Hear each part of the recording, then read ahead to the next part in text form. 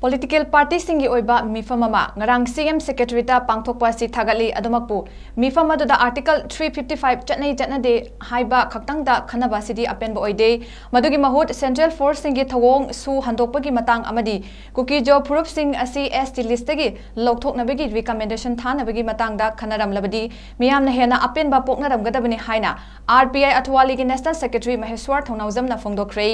hiramasiga mari leinana ngasi kaisampatta leiba mahaki yumda pangtokkiba paugi mifam amada wafam asi phongdokladuna Maheshwarna hai chin kuki narco terrorist singna maitei furukki mitem kaya ama Central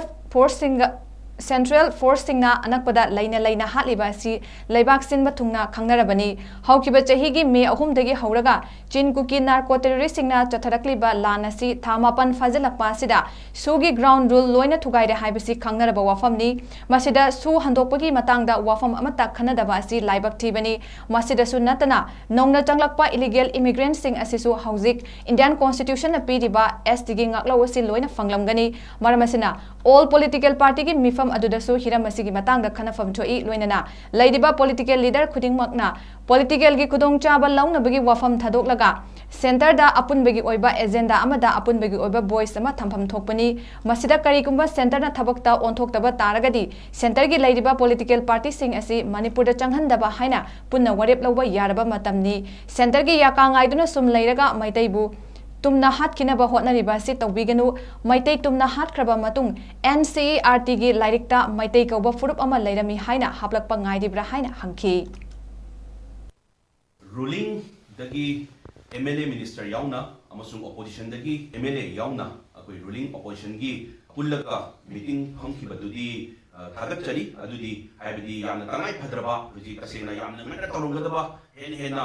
yam toina phamamaga tawrugada poli ngarang phame dubudi nuare adubu hamiba potda constructive oiba solution ama haibidi kaido sige haiba pot ama yam akanba measures ama lawda boom hek tawba uba haitare nainari pot article 355 chana dabra haibidi adumdoi kasena hare article 355 sidi automatically chana raklabani takai gina chana rabani kari gino haiba matamda mapandagi action aggression yaure haib sami chana su hairabani NIA su hairabani akoina ina hanjan panjagi haitare adudi article 355 sidi automatically chana rabani aina wangangi basi akoigi freedom of speech Maheshwar se wangangbra yaba yadabagi order phangabra phangdabra haibe daka leite maramdi kari gino haiba sidi ai fundamental rights ni ai freedom of speech exercise tawjarabani haitare aduna article 355 sidi mapandagi external aggression yaure haiba sidi state government su hairabani mapandagi akoi amisana su hairabani NIA su hairabani adu targadi article 355 ase automatically chanarabani aduna as central forces la iba mayam sina la iba kuki terrorist external aggression mayam se takai dibu kari gi no haiba duli question adon do ina gadabani haitare su sidi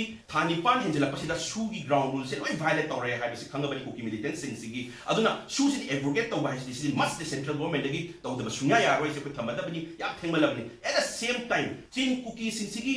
ma mukoi phangam thok tang na phangiba schedule tribe se makoi listing delisting to block thok pase mapandagi nahan central tribal affairs minister dagi state government chi la krabani adudi thabak ama akoi government da protest to banate government di mateng pangjari ne bakoina adu taragadi makoi na chi la bani na amta article 342 gi matung ina ngarang khanabadu da adu su yawi ramagadi yam phagadam ne kali na ayum tamda makoi na huji pai ba haibidi kuki terrorist sing nahan michang praja hat pa changjal iba makoi manga tawla I haiba se makoi adu ST phangamgani ma mapani changjal haiba missing se makoi adu illegal immigrants sing kuki terrorist sing se makoi phazan thigador kandadi makoi phangam thoktana moi bharati acho acho right ST do phangjalam doine ba adu makoi le phangam chu thokte ba aduna leibiriba huji tangkhai ma thabak samjalabani na central government gi chi se lakpa oigrabani na akoi state government dagi su article 342 gi matung ina yam thuna akoi gi sin kuki dagi ST laphokna ba recommend se thabiro su laphokna bagi se kana takshan biro adu akoi lairiba political party pulak ki leaders ruling or opposition or leiriba punama khaitare amtang pulak chapmina rasi adu haida se